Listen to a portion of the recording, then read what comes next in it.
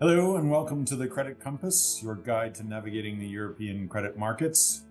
We break down the biggest moves in credit, the macro trends shaping the landscape, and the fixed income strategies driving Europe and the UK's financial future. In today's episode, we're digging a little deeper into the earnings season across Europe with some updates from several major banks and financial services firms. And then I have my colleague Van Hesser joining us, who will share insights from his latest report, The Forward Look. Van's take on US markets is a must-hear for investors trying to make sense of today's uncertain environment. All right, let's jump in.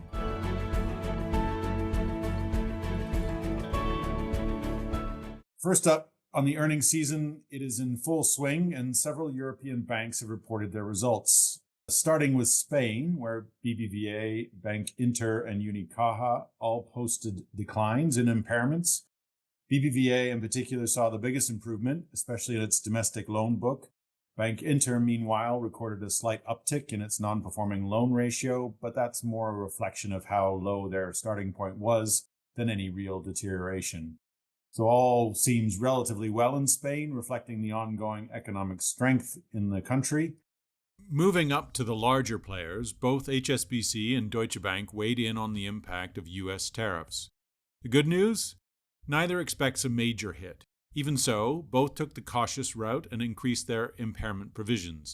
Deutsche Bank by $70 million and HSBC by $150 million, part of a broader $900 million provision package.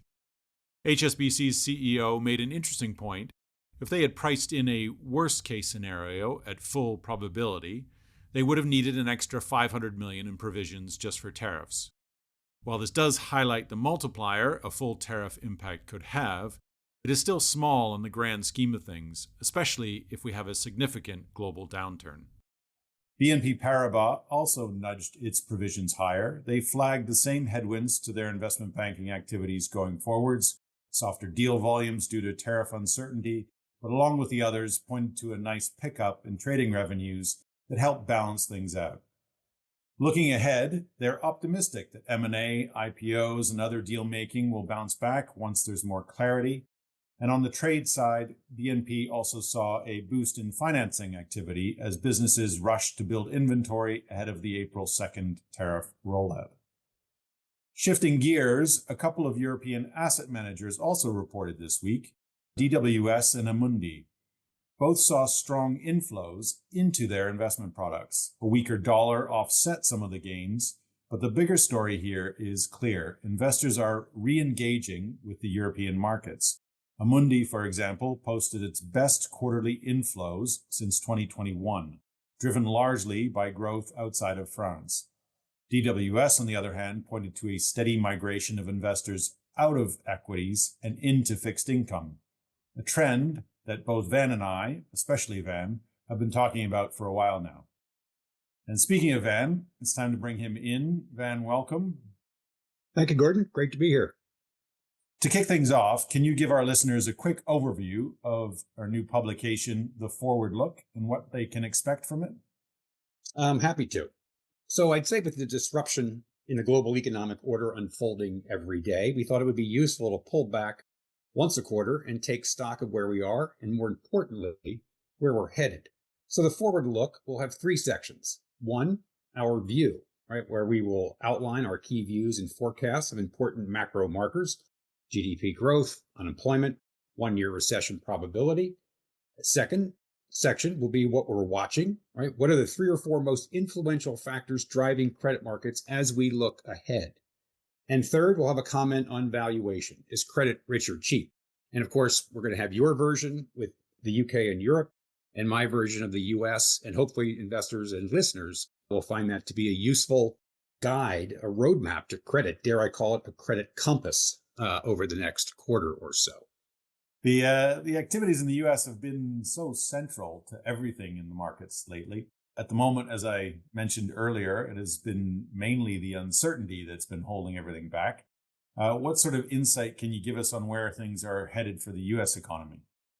Sure, I'll look into what is still a very murky crystal ball here, but much has been made this week in the States here. The S&P 500 and credit spreads, for that matter, both IG and high yield, have rebounded to where they were April 2nd, right? In my opinion, that's a false sense of security, evident of a market trained to buy the dip.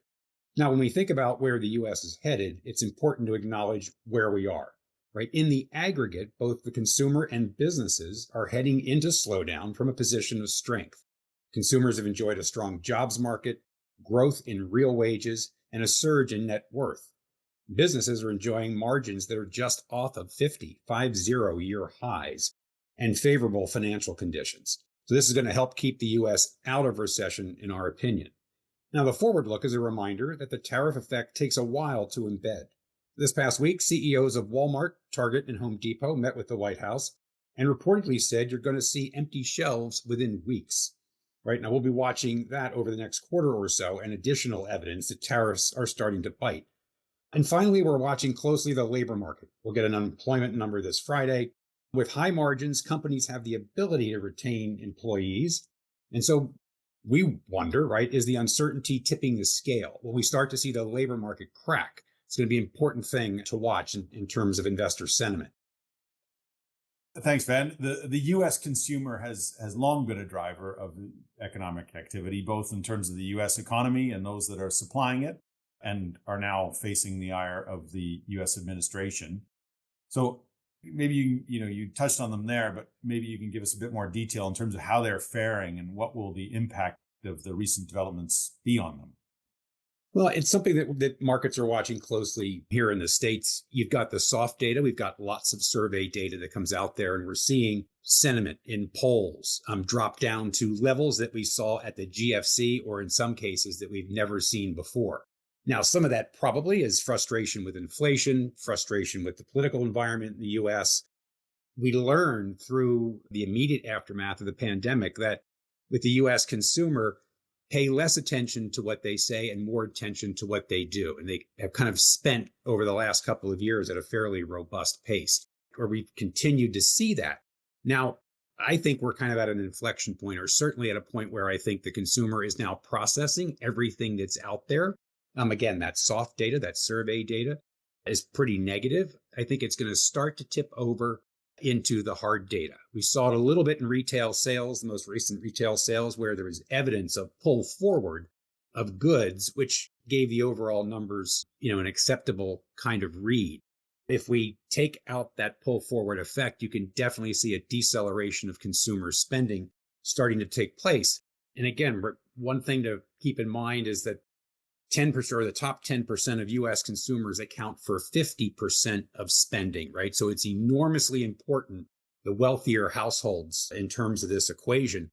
And when you see $7.5 trillion of market value fall out of stock market valuations, right? That negative wealth effect is definitely going to start to lean, I think, on consumer spending broadly, and especially that top 10%, which is so important to the overall, to the aggregate numbers. So in general, as we mentioned, the US is in a pretty good starting point, but we may be at an inflection point here where consumers are starting to save more and spend less. We've not associated the US consumer with those attributes for quite some time now.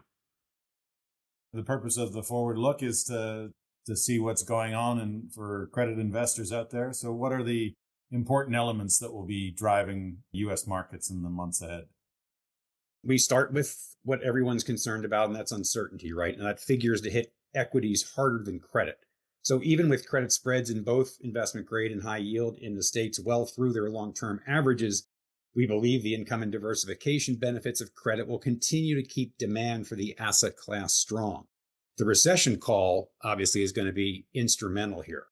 Now, volatility in the Treasury market, which we do expect to remain elevated through the upcoming tax cut debate, will be a big part of investment grade returns, given its dominance in investment grade yields.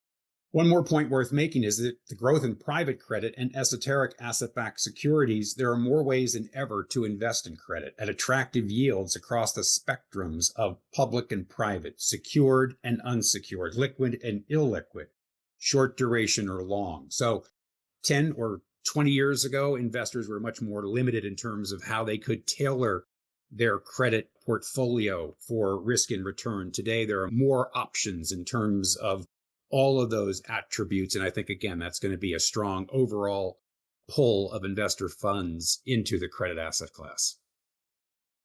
Great. Thank you very much for that, Van. If you want more information, take a look at the Forward Look.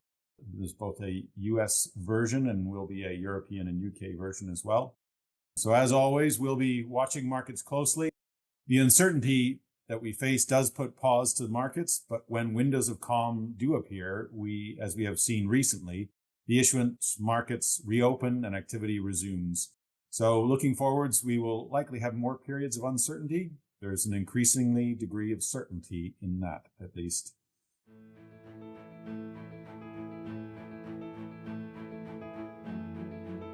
That's all for this edition of the Credit Compass. Don't forget to like, subscribe, and share the podcast with colleagues and friends.